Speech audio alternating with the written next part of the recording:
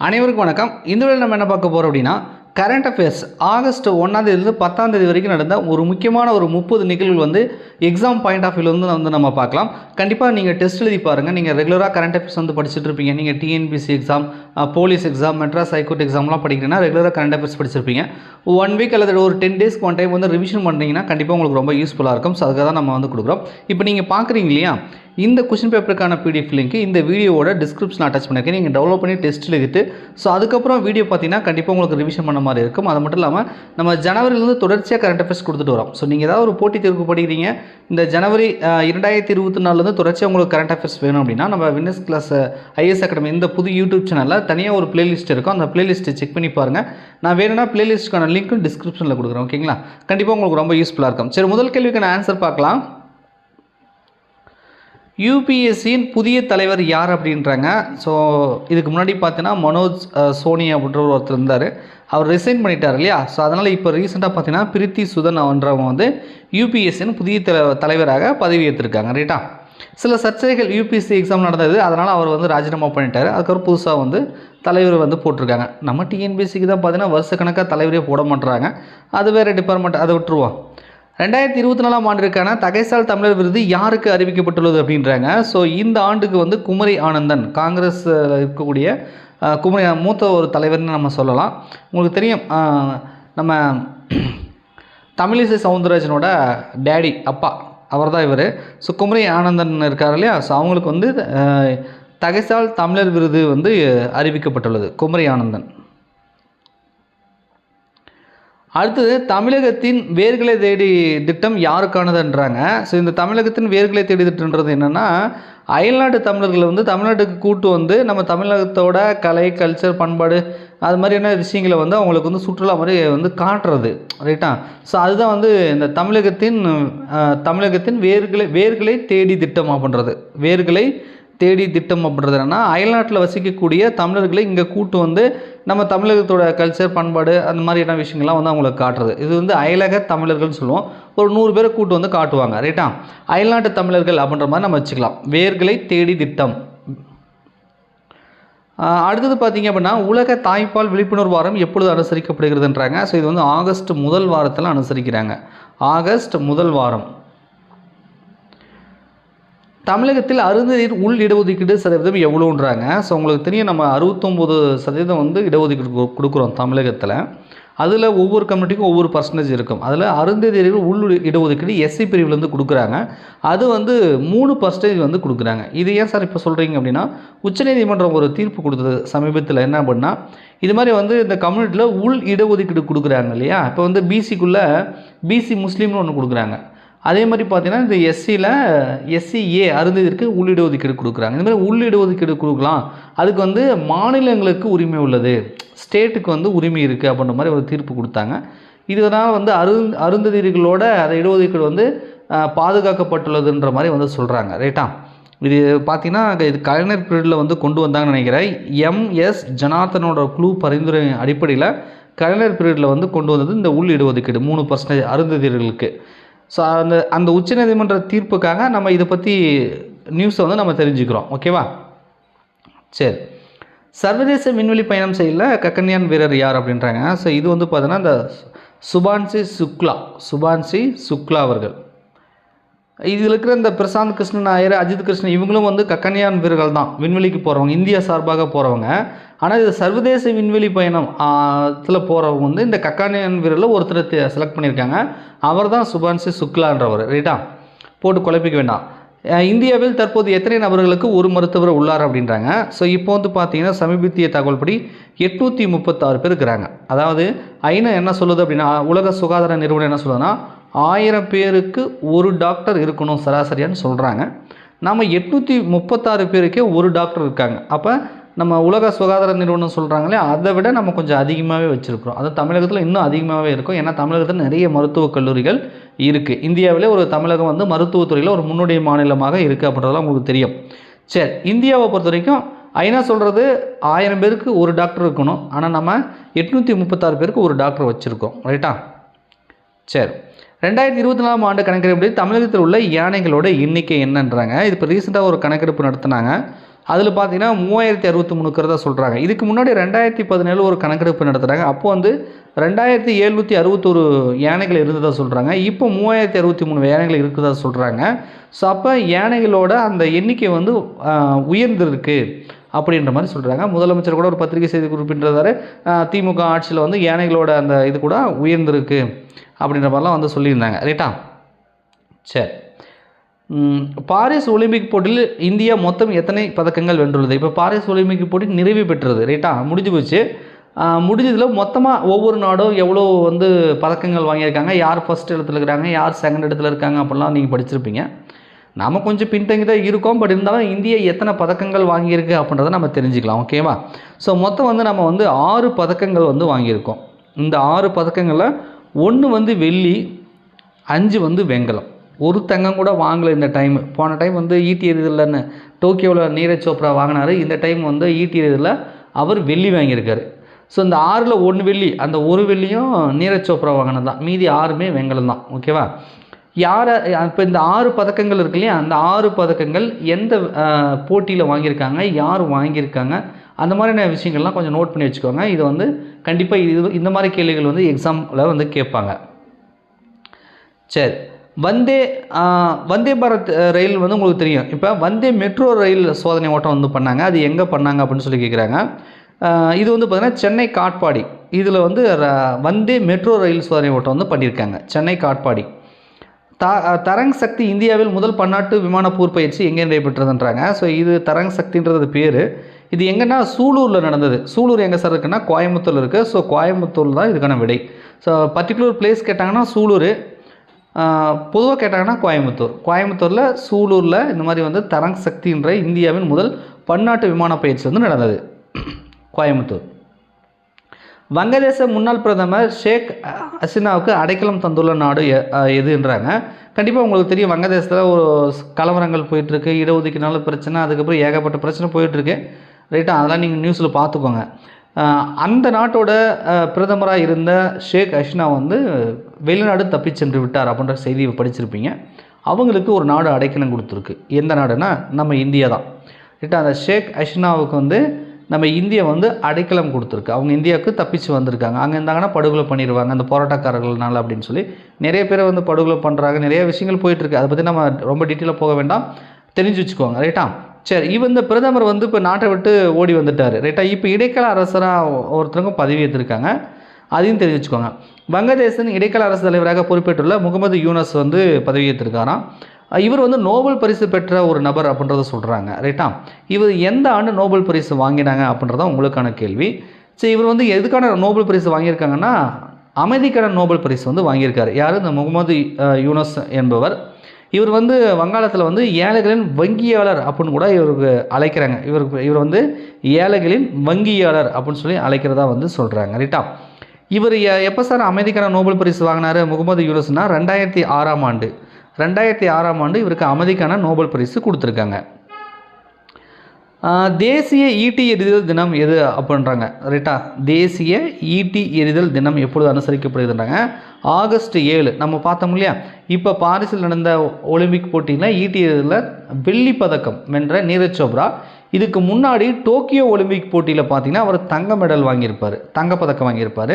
அவர் தங்கப்பதக்கம் தடகள போட்டியில் வாங்கினதால, ஈட்டி எறிதலில் வாங்கினதுனால அது ஞாபகமாக நம்ம ஒவ்வொரு ஆண்டும் ஆகஸ்ட் 7ஆம் தேதி தேசிய ஈட்டி எறிதல் தினம் வந்து அனுசரிக்கிறோம். ரைட்டா? இந்த ஆண்டும் தங்கம் வாங்குவார்னு எதிர்பார்த்தோம். கடைசியில் ஒரு ஏதோ காயம் காரணமாக அப்படி இப்படின்னு சொல்கிறாங்க. இப்போ வந்து வெள்ளி வந்து வாங்கியிருக்காரு. ஓகேவா? சரி. ஆகஸ்ட் 7 அப்படின்றது தெரிஞ்சுக்கோங்க. நாட்டின் உயரிய விஞ்ஞான் ரத்னா விருது யாருக்கு அறிவிக்கப்பட்டுள்ளதுன்றாங்க? கோவிந்தராஜன் பத்மநாபன் அவர்களுக்கு வந்து அறிவிச்சிருக்காங்க.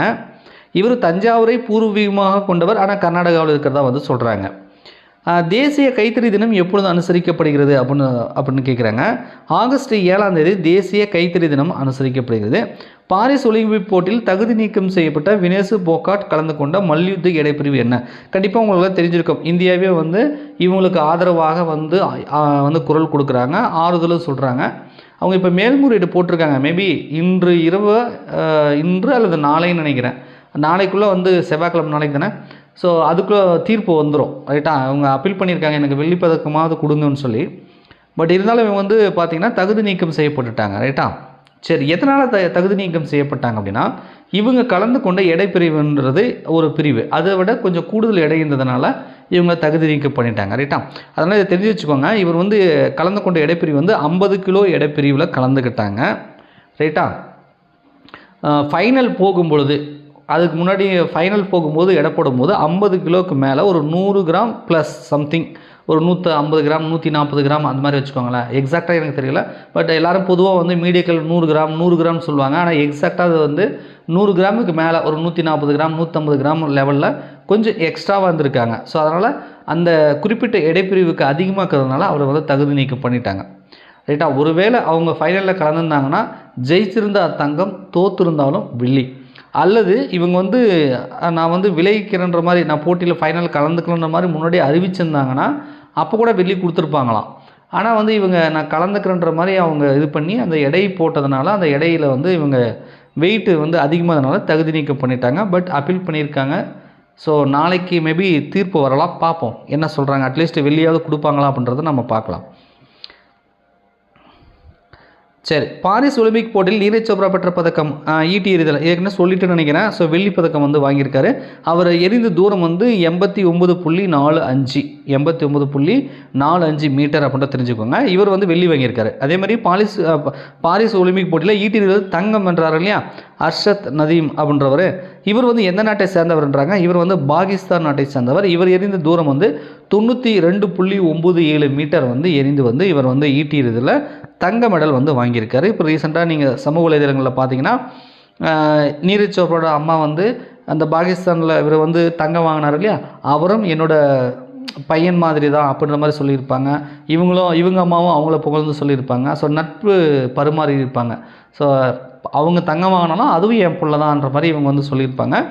அது மட்டும் இல்லாமல் இவர் ரொம்ப கஷ்டப்பட்டு அந்த ஈட்டி வாங்குறதுக்கு கூட பார்த்திங்கன்னா காசு இல்லாமல் ரொம்ப ஒரு ஏழ்மையான குடும்பத்தில் இருந்து ரொம்ப பயிற்சி எடுத்து வந்து இவர் தங்கம் வாங்கியிருக்கிறது ஒரு பாராட்டத்தக்க விஷயன்ற மாதிரி புகழ்ந்து நிறைய சமூக வலைதளங்கள் சொன்னாங்க. இப்போ ரீசெண்டாக வீடியோ மேக் பண்ணுறதுக்கு முன்னாடி கூட இவரை பற்றி ஒரு செய்தி, இவருடைய மாமனார் வந்து ஈட்டி எறிதலில் இவர் கோல்டு மெடல் வாங்கினதுக்கு எருமை மாடை வந்து பரிசாக கொடுத்துருக்காங்களாம். அவங்களோட இதில் வந்து எருமை மாடுன்றது ஒரு உயர்வாக கருதி அதை வந்து அவங்கக்கிட்ட என்ன இருக்குதோ அதை தானே இப்போ ஒன்று கொடுக்க முடியும். ரைட்டா? ஸோ அவங்க வந்து எருமை மாடை வந்து பரிசாக கொடுத்துருக்காங்க தங்கம் வாங்கியிருக்குது அவங்க மாமனார் அப்படின்லாம் செய்தி வந்தது. ஸோ இவரை பற்றி புகழ்ந்த நிறைய விஷயங்கள் வந்திருக்கு சோசியல் மீடியாவில், ஞாபகம் வச்சுக்கோங்க. ஸோ நம்ம நீரஜ் சோப்ரா வெள்ளி வாங்கியிருக்காரு, இவர் தங்கம் வாங்கியிருக்காரு. இவர் வந்து பாகிஸ்தான் நாட்டை சேர்ந்தவர். இவர் எரிந்த தூரம் 92.97 மீட்டர். நம்ம நீரஜ் சோப்ரா வந்து 89.45 மீட்டர். ஓகேவா? பாரிஸ் ஒலிம்பிக் போட்டியில் இந்திய ஆக்கினி வென்ற பதக்கம் என்னன்றாங்க. ஸோ அவங்க வந்து வெண்கலம் வந்து வாங்கியிருக்காங்க. தமிழ் புதுவெளி திட்டம் ஆகஸ்ட் 9, 2024 எங்கே தொடங்கி வைக்கப்பட்டதுன்றாங்க. இது ஏற்கனவே நம்ம ஒரு கரண்ட் அஃபேர்ஸில் சொல்லியிருப்போம். முதலமைச்சர் வந்து அறிவிச்சிருந்தார். இப்போ தொடங்கி வச்சுட்டாரு. இது வந்து கோயம்புத்தூரில் வந்து தமிழ் புதுவெளி திட்டம், அதாவது வந்து அரசு பள்ளியில் படிச்சுட்டு உயர்கல்வி செல்லக்கூடிய மாணவர்களுக்குமே மாதந்தோறும் 1000 ரூபாய் கொடுக்கக்கூடிய திட்டம். ஏற்கனவே பெண்களுக்கு இருக்குது 1000 ரூபாய். இப்போ வந்து மாணவர்களுக்கும் வந்து 1000 ரூபாய் கொடுக்கக்கூடிய ஒரு திட்டம் தான் இந்த திட்டம். ஸோ இது வந்து கோயம்புத்தூரில் முதலமைச்சர் வந்து தொடங்கி வச்சுருக்காரு. பாரிஸ் ஒலிம்பிக் போட்டியில் அமன் ஷெராவத் வென்ற பதக்கம் மல்யுத்தம் 57 கிலோ எடைப்பிரிவுன்னு சொல்கிறாங்க. ஸோ இவர் வென்ற பதக்கம் என்ன சார் அப்படின்னு நீங்கள் பார்த்தீங்க அப்படின்னா, இவரும் வெண்கலம் தான் வாங்கியிருப்பார். இவரும் பார்த்தீங்கன்னா இந்த போட்டியில் கலந்துறதுக்கு முன்னாடி இவரும் கிட்டத்தட்ட ஒரு 4 கிலோவா சம்திங் ஏதோ அதிகமாக இருந்ததை சொல்கிறாங்க. அந்த 4 கிலோவை கிட்டத்தட்ட ஒரு 10 மணி நேரத்தில் அந்த 4 கிலோவை குறைச்சிட்டு அந்த என்ன வெயிட் வரணுமோ அதை விட குறைவாக வந்து அந்த போட்டியில் வந்து வெண்கலம் வாங்கியிருக்கிறத வந்து சொல்கிறாங்க. ஸோ வெயிட் லாஸ் பண்ணியிருக்காரு. அவ்வளோ கிட்டத்தட்ட 4 கிலோவுக்கு மேலே ஒரு வித்தின் 10 ஹவர்ஸில் வெயிட் லாஸ் பண்ணி கடைசியில் வெண்கலம் வந்து வாங்கியிருக்கிறதா சொல்கிறாங்க. பட் ஆனால் போட்டியில் கலந்து வாங்கிட்டார். சர்வதேச பழங்குடியினர் தினம் எப்பொழுது அனுசரிக்கப்படுகிறதுன்றாங்க. இது வந்து ஆகஸ்ட் 9ஆம் தேதி சர்வதேச பழங்குடியினர் தினம் அனுசரிக்கப்படுகிறது. 24வது கொஸ்டின் பாருங்கள். குடியரசுத் தலைவர் திரௌபதி முர்முக்கு companion of the order of Fiji என்ற உயரிய விருது கொடுத்த நாடு எதுன்றாங்க. கொஸ்டின்லேயே ஆன்சர் இருக்குது. இந்த பிஜி இருக்கு இல்லையா, ஸோ அந்த நாடு தான் வந்து இந்த உயரிய விருது வந்து கொடுத்துருக்கு. பிரதமரின் PMSME திட்டம் யாருக்கானது அப்படின்னு சொல்லி கேட்குறாங்க. ஸோ இந்த யாருக்கானதுன்னு வரணும். இது வந்து பார்த்திங்கன்னா கர்ப்பிணி பெண்களுக்கு மாதந்தோறும் 9ஆம் தேதி பார்த்திங்கன்னா அவங்களுக்கான மருத்துவ உதவி இது செய்யக்கூடிய ஒரு திட்டம் தான் இது. எஸ்எம்ஏ அதை விரிவாக்கம் செஞ்சுருக்காங்க ரைட்டா. ஸோ அதனால தான் இது வருது. இது வந்து 2016 ஜூலையிலே வந்து தொடங்கிட்டாங்க இந்த திட்டம் ரைட்டா. இப்போ விரிவாக்கம் பண்ணியிருக்கிறதுனால இன்னும் நிறைய விஷயங்கள் இதில் இன்க்ளூட் பண்ணியிருக்காங்க. அதனால் இப்போ வந்து கரண்ட் அஃபேர்ஸில் வருது, தெரிஞ்சு வச்சுக்கோங்க. கர்ப்பிணி பெண்கள் சார்ந்த ஒரு திட்டம். சமீபத்திய அகழ்வாய்வில் உள்ளீடற்ற சுடுமணலான குழாய் கண்டறியப்பட்ட கீழடி எந்த மாவட்டத்தில் உள்ளதுன்றாங்க. ஸோ கீழடின்றது சிவகங்கையில் இருக்குதுன்னு தெரியும். இப்போ சமீபத்திய அகழ்வாய்வில் பார்த்திங்க அப்படின்னா சுடுமண்ணால் ஆன ஒரு குழாய், அதாவது நீர் மேலாண்மைன்னு வச்சுக்கோங்களேன், தண்ணி போகிறதுக்கான ஒரு இது வந்து குழாய் செஞ்சுருக்காங்க. அந்த காலத்தில் பிளாஸ்டிக்கில் எதுவும் கிடையாது. ஸோ சுடுமண்ணால் ஆன அந்த இருக்கும் இல்லையா, அந்த சட்டி மாதிரி ஓடு இருக்கும்ல, அந்த ஓடு மூலியமாக வந்து தண்ணி போகிற மாதிரி ஒரு குழாய் அமைச்சிருக்காங்க அப்படின்றத சொல்கிறாங்க. ஸோ அந்த காலத்திலே வந்து தமிழர்களுக்கான நீர் மேலாண்மைக்கான அறிவு இருந்ததாக வந்து சொல்கிறாங்க ரைட்டா. இந்த கீழடி என்பது சிவகங்கையில் இருக்குது. அடுத்தது சமீபத்திய தகவல் படி அலுமினியம் உற்பத்தியில் இந்தியா வகிக்கும் இடம் என்னன்றாங்க. சமீபத்திய பத்திரிகை செய்தியில் பார்த்தீங்க அப்படின்னா அலுமினிய உற்பத்தியில் வந்து நம்ம இந்தியா வந்து 2வது இடத்துல இருக்கிறதா சொல்கிறாங்க. அலுமினிய உற்பத்தியில் 2வது இடமும், சுண்ணாம்புக்கல் உற்பத்தியில் வந்து 3வது இடமும், இரும்பு தாது உற்பத்தியில் 4வது இடமும் நம்ம இந்தியா இருக்கிறதாக சமீபத்திய தகவல் வந்து சொல்கிறாங்க. ஸோ அதில் அலுமினிய உற்பத்தியில் நம்ம 2வது இடத்துல இருக்கிறோம். முஸ்லீம் பெண்கள் உரிமை தினம் எப்பொழுது அனுசரிக்கப்படுகிறதுன்றாங்க. ஸோ இது வந்து பார்த்திங்கன்னா ஆகஸ்ட் 1ஆம் தேதி வந்து அனுசரிக்கப்படுகிறது. ஏன் சார் ஆகஸ்ட் 1 முஸ்லீம் பெண்கள் உரிமை தினம் அனுசரிக்கிறாங்க அப்படின்னா, முத்தலாக் தடை சட்டம் ரைட்டா 2019 ஆகஸ்ட் 1 நடைமுறைக்கு வந்துச்சு இல்லையா. ஸோ இந்த தினத்தை வந்து நினைவு கூறும் வகையில் இவங்க வந்து முஸ்லீம் பெண்கள் உரிமை தினம் கொண்டாடுறாங்க ரைட்டா. அதாவது முத்தலாக் தடை சட்டம் ஆகஸ்ட் 1 வந்திருக்கு. எப்போ? 2019. சரி, அடுத்தது ஆகஸ்ட் கிராந்தி தினம் வெள்ளையனே வெளியேறு இயக்கம் தொடக்கம் தான். அந்த ஆகஸ்ட் கிராந்தி தினம்னா அதுதான். அது எப்பொழுது அனுசரிக்கப்படுகிறதுன்றாங்க. ஸோ இது வந்து பார்த்திங்கன்னா ஆகஸ்ட் 8ஆம் தேதி. ஆகஸ்ட் 8ஆம் தேதி அதாவது 1942 காந்தியடிகளோட தலைமையில் பார்த்திங்கன்னா வெள்ளையனே வெளியேறு இயக்கம் தொடங்கியிருப்பாங்க ஆகஸ்ட் 8. ஸோ அந்த நாளை நினைவு கூறும் வகையில் தான் ஆகஸ்ட் கிராந்தி தினம் வந்து அனுசரிக்கப்படுகிறது ரைட்டா. வெள்ளையனே வெளியேறு இயக்கத்துக்கும் இதுக்கும் லிங்க் பண்ணி படிச்சிங்கன்னா உங்களுக்கு ஞாபகம் வந்துடும், ஞாபகம் வச்சுக்கோங்க. ஸோ அடுத்த கேள்வி, பாரிஸ் ஒலிம்பிக் போட்டியில் ஸ்வப்னில் குசேலே வென்ற பதக்கம் என்ன பண்ணுறாங்க. இவர் வந்து துப்பாக்கி சுடுதலில் பார்த்தீங்கன்னா ஒரு 50 மீட்டர் ரைஃபிள் பிரிவில் வந்து பதக்கம் வாங்கியிருக்காரு. ஸோ இவர் என்ன பதக்கம் வாங்கியிருக்காருன்றது கண்டிப்பாக உங்களால் தெரிஞ்சிருக்கும். ஏன்னா நீரஜ் சோப்ரா மட்டும் தான் வெள்ளி வாங்கினார், மற்றவங்க எல்லாருமே வெண்கலம் தான் வாங்கியிருக்காங்க. ஸோ அதனால் இவர் வந்து வெண்கலம் அப்படின்றதும் இதுக்கு வந்து சரி. மொத்தம் 6 பதக்கம் வாங்கியிருக்கோம். அது என்னென்ன பதக்கம், யார் யார் வாங்கினாங்க, என்ன பிரிவில் வாங்கினாங்க, ஸோ அதை பற்றின விஷயங்களை நீங்கள் கூடுதலாக தெரிஞ்சு வச்சுக்குவாங்க. ஓகேங்களா. சரி, கடைசி கேள்வி உங்களுக்கான கேள்வி, ஒரே ஒலிம்பிக்கில் 2 பதக்கங்கள் வென்ற முதல் இந்தியர் என்ற சாதனை படைத்தவர் யார் அப்படின்றாங்க. இது போன கரண்ட் அஃபேர்ஸ்ல நான் சொல்லியிருப்பேன், பட் நீங்கள் பார்த்துருந்தா உங்களுக்கு தெரிஞ்சிருக்கோம் ரைட்டா.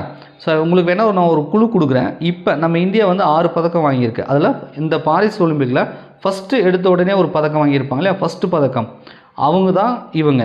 ஸோ அவங்க வந்து 2 பதக்கங்கள் வந்து வெண்கல பதக்கம் வந்து வாங்கியிருக்காங்க. ஸோ ஒரே ஒலிம்பிக்கில் 2 வெண்கல பதக்கம் வாங்கினதுனால இந்தியாவில் ஒரே ஒலிம்பிக்கில் 2 பதக்கங்கள் வாங்கின முதல் இந்தியர் என்ற பெருமை அவங்களுக்கு வந்து உண்டு.